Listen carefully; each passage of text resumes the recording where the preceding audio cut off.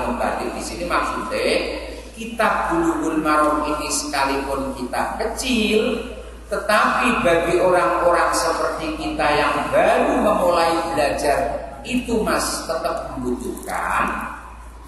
Neng wong sing wis sinaune wis tekan adu-adu, wong sing wis katok belajare itu pun tetap tidak kemudian tidak membutuhkan. Artinya tapi artinya tetap masih membutuhkan.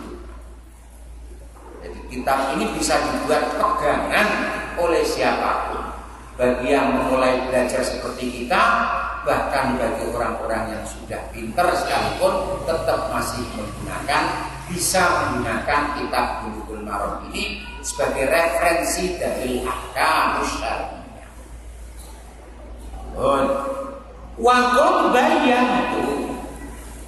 Waqad bayantu lan teman-teman jelasake sapa ingsun. Waqad bayantu lan teman-teman mertelaake sapa ingsun. Aqibah kulli hadisin ing dalem sakbadane saben-saben hadis. Aqibah kulli hadisin ing dalem sakuse saben-saben hadis. Jelasno man ing rawi atau orang yang meriwayatkan hadis. Akhraja kang riwayatake sapa man, akhraja kang riwayatno sapa man hu ing kulli hadis, hu ing kulli hadis.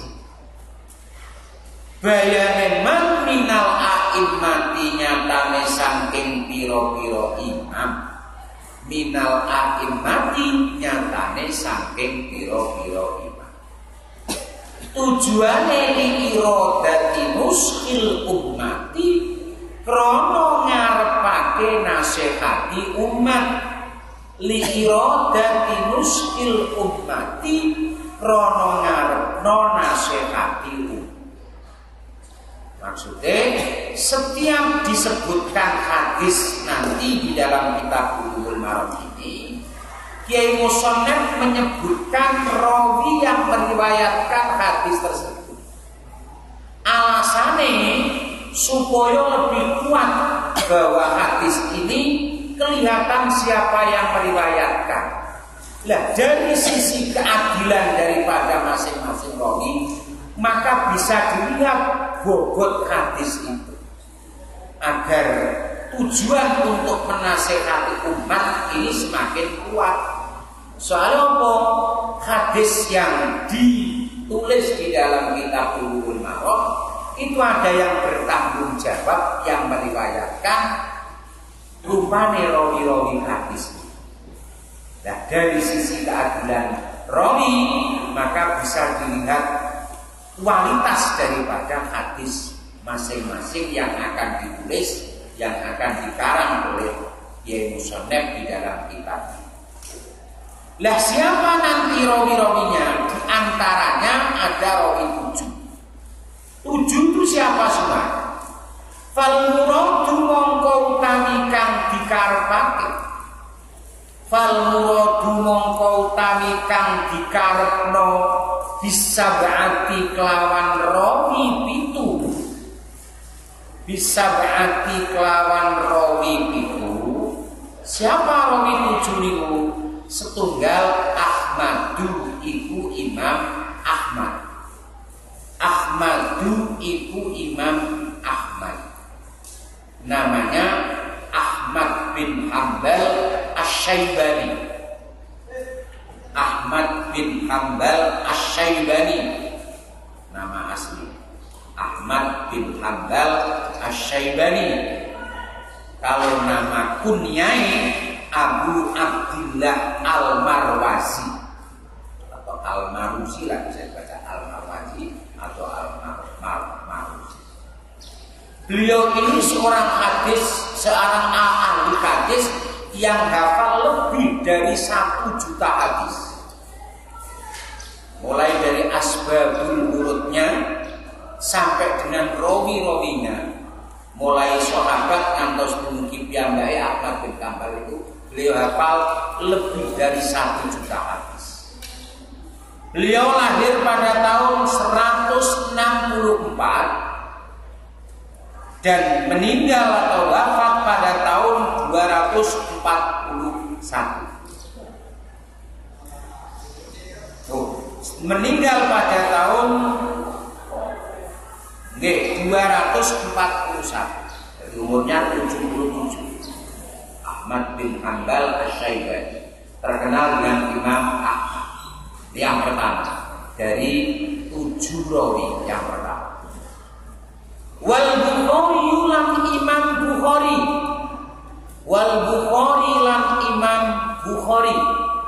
Bukhari itu nama sebuah daerah, nama sebuah kota atau daerah yang berada di wilayah Rusia yang dulu Soviet. Sekarang pecah karena Soviet pecah, kemudian ini masih di wilayah Rusia. Namanya terkenal dengan Imam Bukhari. Nama aslinya adalah Muhammad bin Ismail bin Ibrahim Al-Ju'fi. Muhammad bin Ismail bin Ibrahim Al-Ju'fi. Al-Bukhari terkenal dengan Imam Bukhari. Ini yang terkenal ahli hadis yang kitab hadisnya namanya Sahih Bukhari. Itu banyak ulama mengatakan bahwa kitab yang paling sahih selain Quran itu adalah Bukhari, berikutnya adalah Sahih Muslim. Karena memang hadis-hadis yang diriwayatkan oleh Imam Bukhari itu hampir semuanya, bahkan boleh dikatakan semuanya sahih. Kualitas hadisnya sahih. Namanya Imam Bukhari, yang makamnya itu karena jasa Presiden Soekarno, maka makamnya sekarang terawat dan terbangun. Itu ketika Indonesia merdeka, Presiden Soekarno pernah dipanggil oleh Presiden Rusia. Beliau mengatakan, saya akan datang ke Rusia apabila makam Imam Bukhari itu ditemukan. Maka Rusia saat itu presidennya kemudian mengutus beberapa utusan untuk menelusuri jejak-jejak makam Imam Bukhari. Akhirnya ditemukan dan kemudian dibangun, dan sekarang makamnya menjadi megah. Itu atas jasa orang Indonesia, Pak Presiden Soekarno. Karena memang mayoritas komunis, mayoritas tidak beragama, menguasai Soviet. Nah, sekarang dirawat oleh orang-orang Muslim, mahasiswa-mahasiswa Muslim yang ada di Indonesia, terutama mahasiswa Muslim yang dari Indonesia. Itu makam Imam Bukhari. Namanya Muhammad bin Ismail bin Ibrahim Al-Ju'fi. Lahir pada tahun 194 dan wafat pada tahun 256. 194 dan wafat pada tahun 256. Terkenal dengan Imam Bukhari. Yang kedua. Yang ketiga, wa muslimun lan Imam Muslim. Wa muslimun lan Imam Muslim. Nama aslinya Muslim bin Al-Hajjaj Al-Qushairi An-Naisaburi. Muslim bin Al-Hajjaj Al-Qushairi. Beliau dari wilayah An-Naisaburi, mungkin dia dari Rusia. Terkenal ini juga Imam Bukhari setelah Bukhari Imam Muslim. Yang terkenal hadisnya hadis sahih itu Imam Muslim.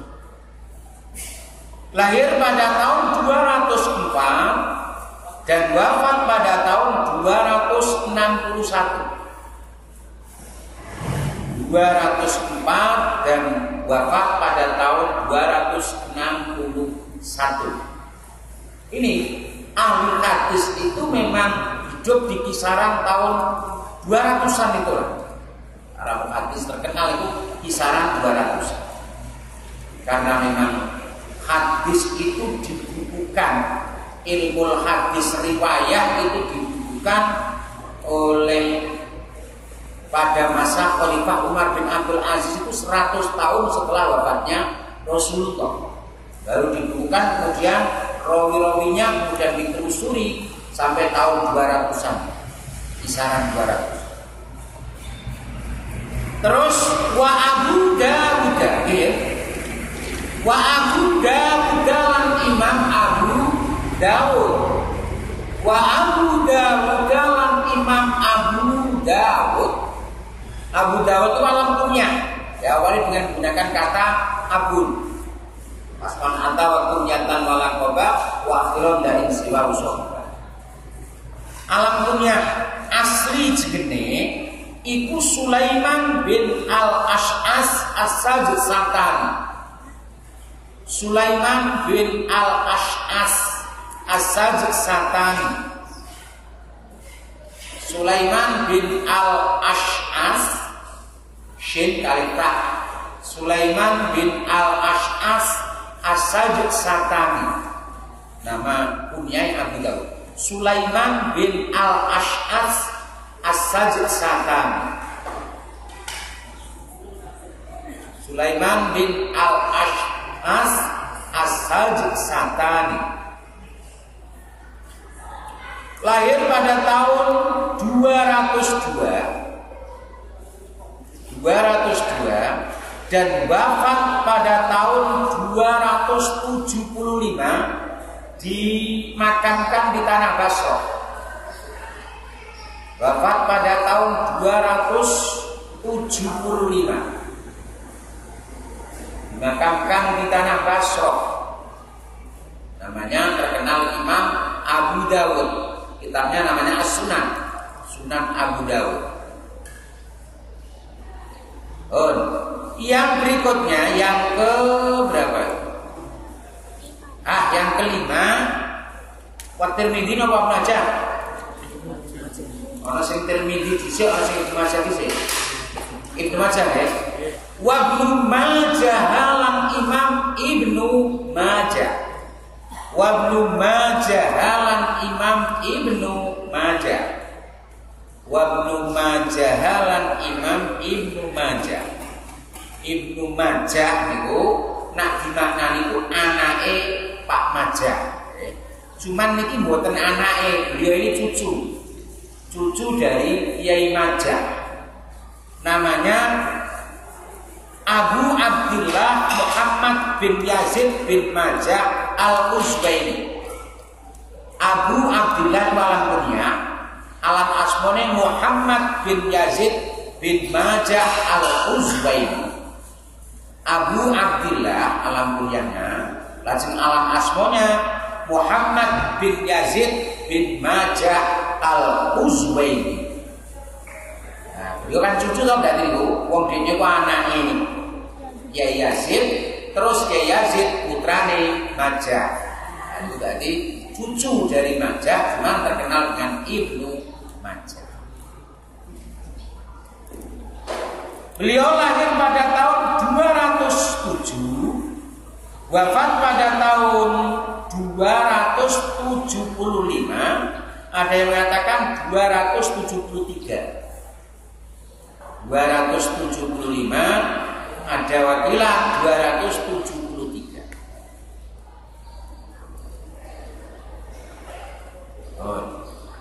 Itu. Kemudian yang ke-6, wa Tirmidzi lan Imam Tirmidzi boleh. Tae dibaca fathah boleh. Wa Tirmidzi boleh, dibaca dhamma boleh. Wa Turmudi boleh. Tirmidzi, Tirmidzi, Turmudi. Seorang oleh Turmudi. Tirmidzi, Tirmidzi, Turmudi. Ini nama daerah juga. Nama daerah yang terkenal dengan Tirmidz, Madinatun Qadimatun ala Torofinatin. Nama aslinya Abu Isa Muhammad bin Surah At-Tirmidzi.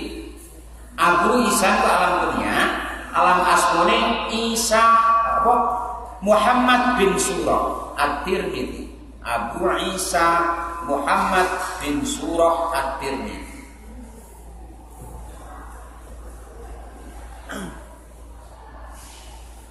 Kelahirannya tidak diketahui, cuman wafatnya, tahun kelahirannya tidak diketahui.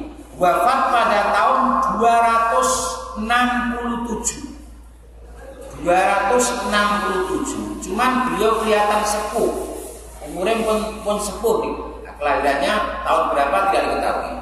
Cuman wafatnya sudah sepuh sekali, itu tahun 267. Namanya imam terkenal dengan Imam Tirmidzi atau Tirmidzi, Tarmidzi. Coba Tirmidzi. Pun yang terakhir wan nisa'i ulan Imam Nisa'i. Wan nisa'i ulan Imam Nisa'i. Ini juga nama bangsa, nama suku yang berada di tanah Khurasan. Nama aslinya Ahmad bin Syu'aib Al-Khurasani. Ahmad bin Syu'aib Al-Khurasani terkenal dengan Imam Nisa'i karena dibangsakan dengan Nisa Madinah, perempuan-perempuan kota di tanah Khurasan. Tahu nama suku lah. Nama aslinya Ahmad bin Syu'aib Al-Khurasani. Lagi-lagi beliau lahir pada tahun 215 dan wafat pada tahun 303 di tanah Romalah dan dikebumikan di Baitul Maqdis, Palestina. Lahir pada tahun 215, wafat pada tahun 303 di tanah Romalah dan dikebumikan di Baitul Maqdis di Palestina. 7 niku Ahmad, Bukhari, Muslim, Abu Dawud, Ibnu Majah, Tirmidzi dan Nasa'i atau Nisa. Jadi namanya nak kita pakai ono rawahu sab'ah, maka sing dimaksud di wong itu niki. Rawi 7 niki, rawi yang terkenal 7. Yang kitab-kitabnya sebenarnya terkenal di Indonesia. Kalau Bukhari, Muslim kitabnya namanya As-Sahih. Kalau yang lain namanya As-Sunan. 7. Nah, sekarang kalau wabis sitati, 6 saya. Wabis sitati awal muradu bisita. Utawi kang dikarepno kelawan rawi 6. Rawi 6 sapa? Berarti 7 dikurangi 1. 6 iku sinten kabeh? Ma iku rawi ada kang liyani apa atau mengecualikan apa. Ada kang liyani apa ngeliyani Ahmada ing Imam Ahmad. Jadi kalau nanti rawahu sita diriwayatkan oleh rawi 6 sapa? 7 dikurangi Imam Ahmad. Jadi tinggal Imam Bukhari, Muslim, Abu Dawud, Ibnu Majah, Tirmidzi dan Nisa. Meninggalkan Imam Ahmad. Sekarang wabil khamsati lan utawi kang dikarepno kelawan rawi 5. Wabil khamsati lan utawi kang dikarepno kelawan rawi 5. Buang lafal wal muradu niku kata iki buang. Ma iku rawi ada kang liyani apa mengecualikan apa dan itu ada istisna kemudian lafal yang menjadi mustasnanya minggunya harus dibaca nasab menjadi maf'ul bih. Ada kang liyani apa al-Bukhari ya Imam Bukhari wa Musliman lan Imam Muslim. Jadi kalau yang dimaksud mangke rawi 5 rawahul khamsah maka 7 dikurangi Imam Bukhari dan Muslim, tinggal Imam Ahmad, Abu Dawud, Ibnu Majah, Tirmidzi dan Nisa. 5 bil khamsah. Ning wakon akulu Wakot aku lan terkadang dawuh sapa ingsun yang sonet. Wakot aku lan terkadang dawuh sapa ingsun al arba'ata wa ahmada ing lafal al arba'ata wa ahmad. Al arba'ata wa ahmada ing lafal al arba'ata wa ahmad. Maknane al arba'atu rawi papat wa ahmad lan imam Ahmad. Jadi rawi papat itu berarti sahabat dari Bukhari Muslim tambah setunggal imam Ahmad. Sami to padha limane. Jadi rawi papat tambah siji imam Ahmad. Lah nek papat niku sapa? Wabil arba'ati lan utami kang dikarepno kelawan rawi papat. Wabil arba'ati lan utami kang dikarepno kelawan rawi papat ma iku rawi ada kang liyani apa ma ada kang mengecualikan apa ma as-salasata ing rawi telu as-salasata ing rawi tiga rawi telu al-uwala al-awalu itu jamak taksir. Al-uwala kang pertama. Al-uwala kang pertama. Jadi papat itu berarti 7 tapi dijipuk telu sing ngarep. Berarti dijipuk Imam Ahmad Bukhari kali Imam Muslim tinggal 4 yaitu Abu Dawud, Tirmidzi, Nasai, Ibnu Majah. Atau dibalilah Abu Dawud, Ibnu Majah, Tirmidzi, Nasai. Lah telu wa bisalasati lan utami kang dikarepno kelawan rawi telu. Mangke nek rawi salasa telu ku sinten sedaya. Wa bisalasati lan utami kang dikarepno kelawan rawi telu ma iku rawi ada kang liyani apa ma ada kang liyani apa ma ada kang mengecualikan apa ma hum ing as-salasatal wal hum ing as-salasatal wal hum ing rawi telu sing pertama sapa mau Ahmad Bukhari Muslim terus wa ada lan liyani apa ma wa ada lan liyani apa ma al-akhiro ing rawi kang pungkasan al-akhiro ing rawi kang terakhir.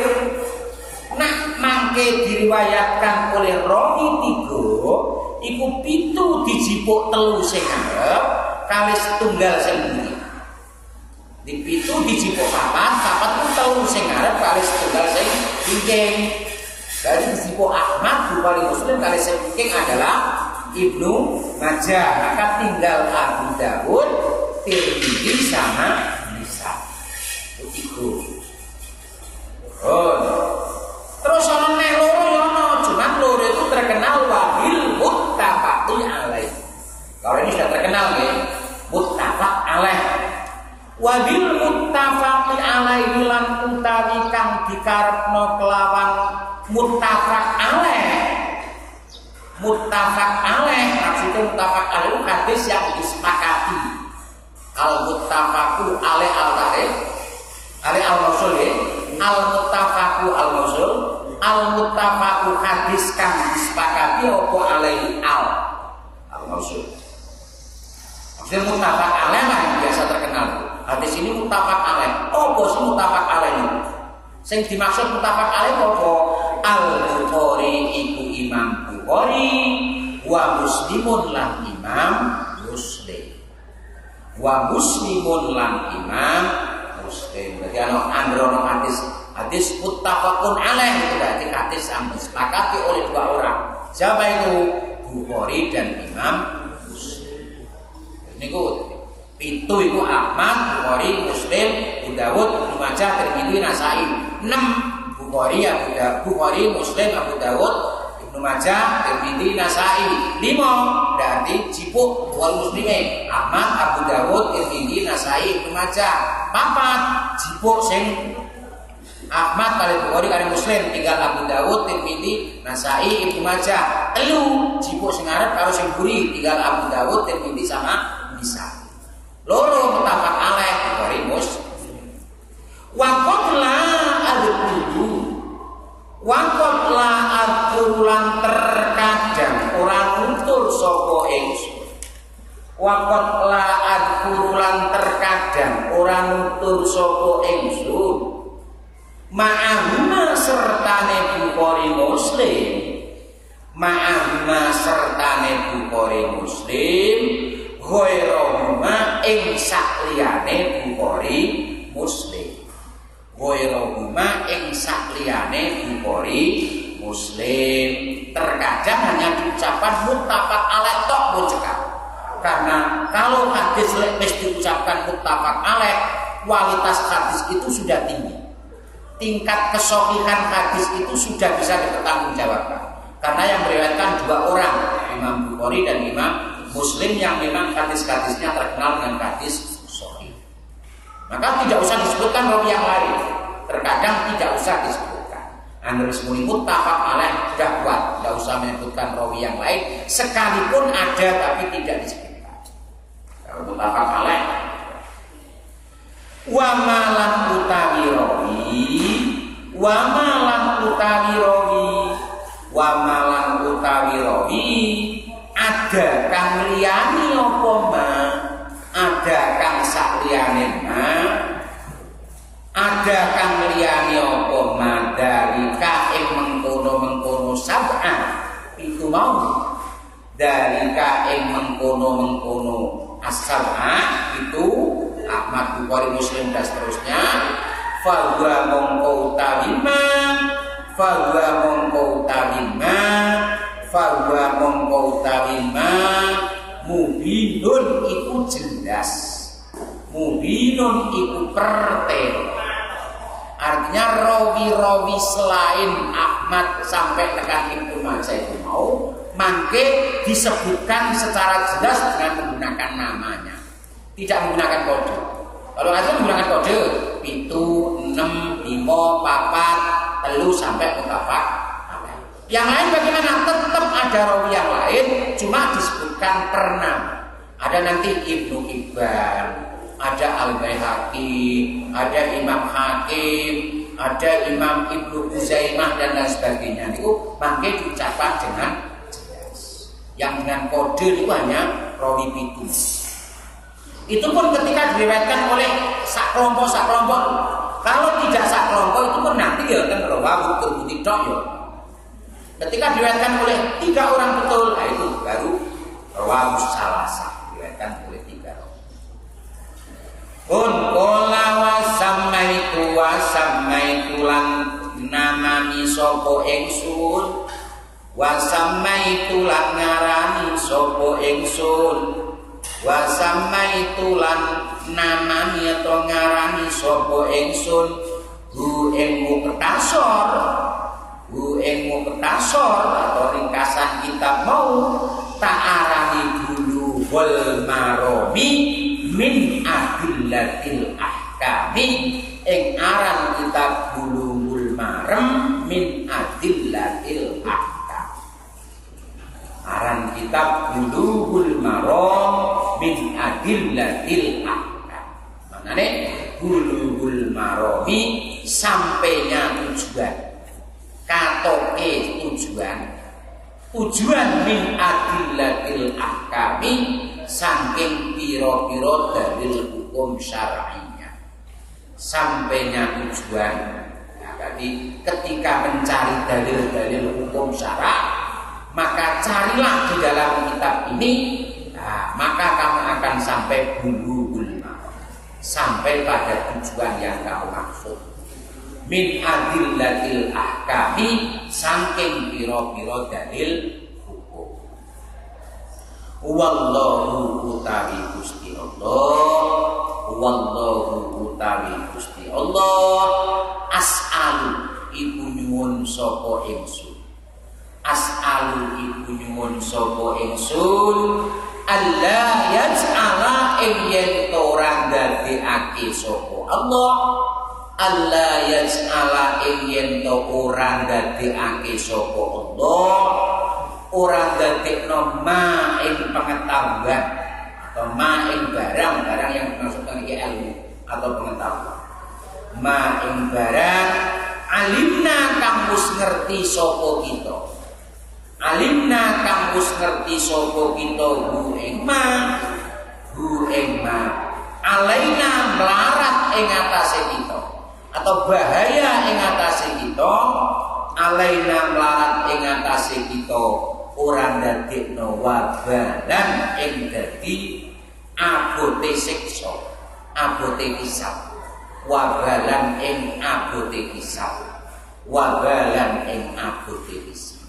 Iki dungane Ibnu Hajar Al Asqalani atau muallif hadzal kitab. Jadi muga-muga Allah tidak menjadikan apa yang sudah kita ketahui ini justru akan memperberat kita ya. Senajan ilmu ya, ilmu sekalipun ilmu agama itu juga akan bisa menjadi hisab kita lebih berat ya. Manakala ilmu itu justru hanya sebagai bahan untuk berdebat. Manakala ilmu itu hanya untuk menyalahkan orang lain. Pengetahuan sekalipun itu pengetahuan agama.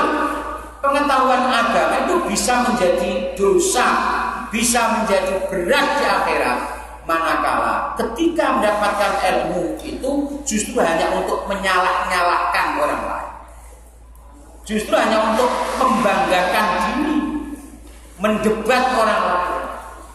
Maka yang penting di sini seluruh ilmu memang wajib, utamanya adalah ilmu agama, ilmu hal. Tetapi tujuannya untuk apa? Tujuannya untuk menata diri, untuk beribadah kepada Allah.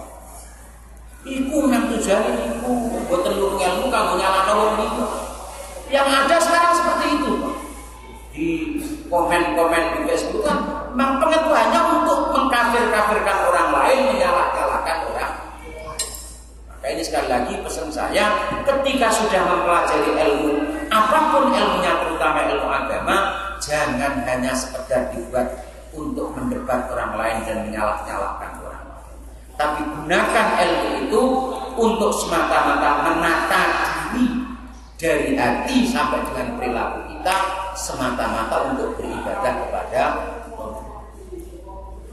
Qala wa ayyarzuqa wa ayyarzuqa lan ing yen to paring rezeki sapa Allah, wa ayyarzuqa lan ing yen to paring rezeki sapa Allah na ing kita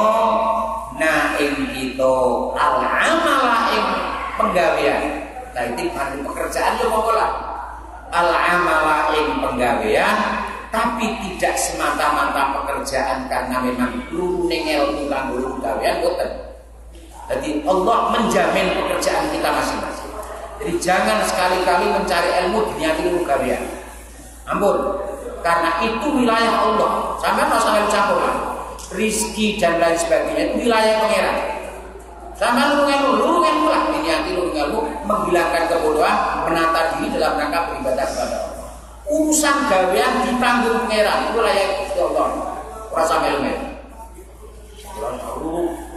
Sekolah mono jasa, bari jasa di lamar gawean ndak usah. Ini wa ayyarzuqona al-amala ing penggawean. Karena ini wilayah Allah. Penggawean semata-mata apapun pekerjaannya, tapi bima yurdi, bima kelawan penggawean, bima kelawan pekerjaan, yurdi kang ridani sapa Allah, yurdi kang ridani sapa Allah, ini yang jaga bahwa ini dungane Kiai Musonef bahwa semoga Allah akan memberikan rizki kita melalui pekerjaan yang diridhoi olehnya. Jadi apapun pekerjaannya, jangan dilihat dari sisi pekerjaan itu halus atau kasar, tempatnya di mana pekerjaan asalkan diridhoi oleh Allah, itulah yang harus kita cari. Yang penting diridhoi. Ya lu ingat, Subhanahu maha suci Allah, Subhanahu maha suci Allah, wa ta'ala lan luhur sapa Allah.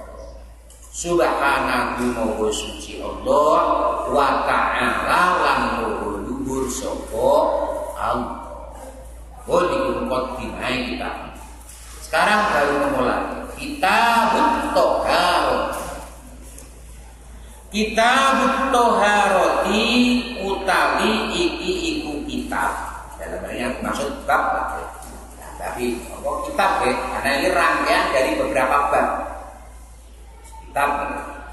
Kitabut Thaharati utawi iki iku kitab nerangake sesuci. Kitabut Thaharati utawi iki iku kitab nerangake sesuci. Ini disebutkan dengan kitab karena di sini di dalam kitab ini sekalipun di dalam sistematika yang sama seperti bab, tapi karena di dalamnya terdapat bab dan pasal, maka ini dinamakan kitab. Padahal kitabnya sakit kitab Bulughul Maram ini. Tapi satu pokok bahasan ini dinamakan Kitabut Thaharah, di dalamnya terdapat bab dan pasal. Kitabut Thaharah utami iku bab mertelaake sesuci. At-Thaharah itu logotan an-nadhafah. Thaharah itu menurut arti bahasa itu suci, bersih ya. Menurut arti bahasa, Thaharah itu bersih. Luhutan an-nadhafah wan nazahah. Bersih, bersih saking kotoran. Bersih saking kotoran. Itu arti bahasa. Cuman dalam hal ini kalau wong bermunggah ko sawah, ko galengan, ko kedoan misalkan, sikile glepot buka leketok, buka lemah misalkan, itu tidak kemudian dikatakan tidak suci dalam hal ini. Maka dalam hal ini yang dimaksud Thaharah itu sifatun hukmiyatun tujibu irtifa al-hadasi wa izalatil khubus. Yang dimaksud suci dalam pembahasan ini adalah sifat hukmiyah. Sifat hukmiyah yang disebabkan karena hilangnya hadas dan hilangnya najis. Sifat hukmiyah yang disebabkan karena hilangnya hadas dan tidak adanya najis. Itu namanya dalam hal ini yang namanya Thaharah. Jadi sampean bal-balan misalkan bal lapangan sikile yo Pak nopo bledok kabeh, apakah bisa dinamakan tidak suci? Tidak seperti itu. Suci dalam hal ini yang dimaksud adalah sifat hukmiyah yang disebabkan karena hilangnya hadas. Mbok hadas cilik, mbok hadas gede, tegese ora khen, ora junub, ora batal, tegese jadi itu. Terus tidak adanya najis. Orang najis yang nempel pada badannya atau lingkungannya atau tempat, itu namanya suci dalam hal ini. Jadi wonge alam Pak Oli misalkan bisa saja itu suci. Soalnya apa? Orang hadas tegese wudu, orang junub, orang haid. Bisa saja suci. Ini ukurannya di sini loh. Jadi Thaharah jangan dimaknai arti lughat atau arti bahasa, tapi Thaharah benar-benar arti istilah. Itu mau sifat hukmiyah. Sifat hukmiyah sifat yang tidak kelihatan, namanya sifat hukmiyah.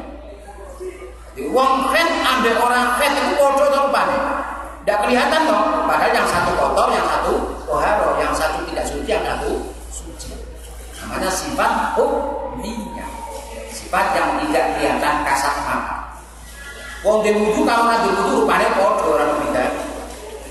Cuman yang satu suci, yang satu tidak. Ini yang dimaksud Thaharah. Dalam kitab Thaharah ini pertama kali yang dibahas adalah alat itu, alat bersuci. Apa itu? Air. Yang pertama.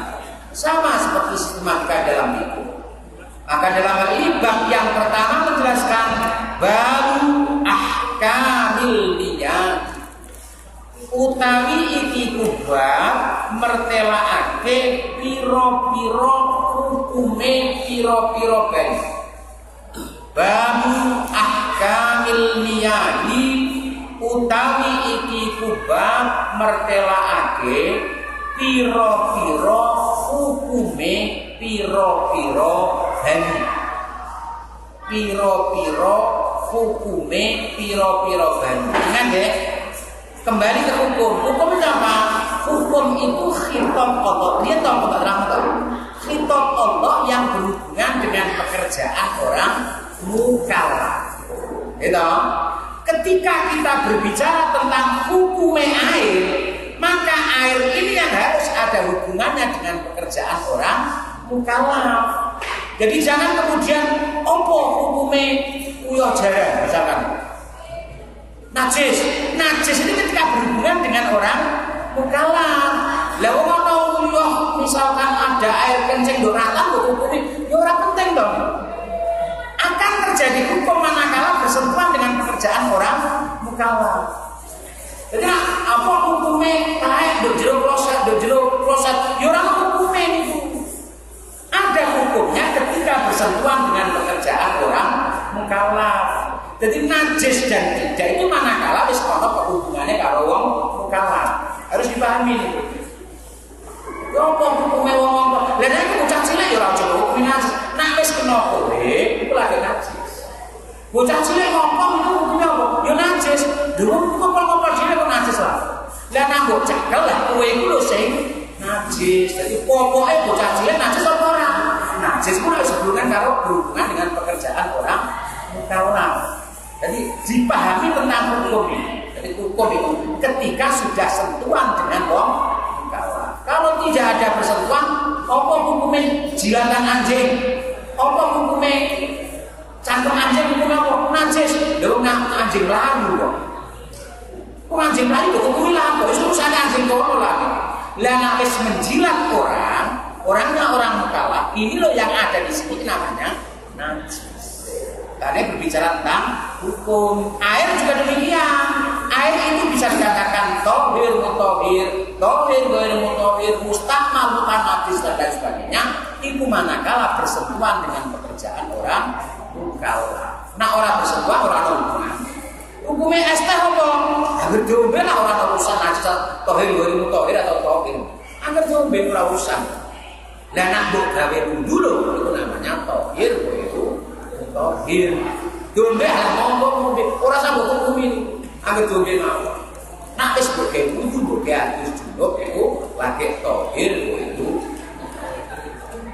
Nah ini berbicara hukum ya, karena hukum itu harus ada hubungannya dengan wong. Nah orang wong ya ora usah dihukumi. Apa hukumnya daging babi?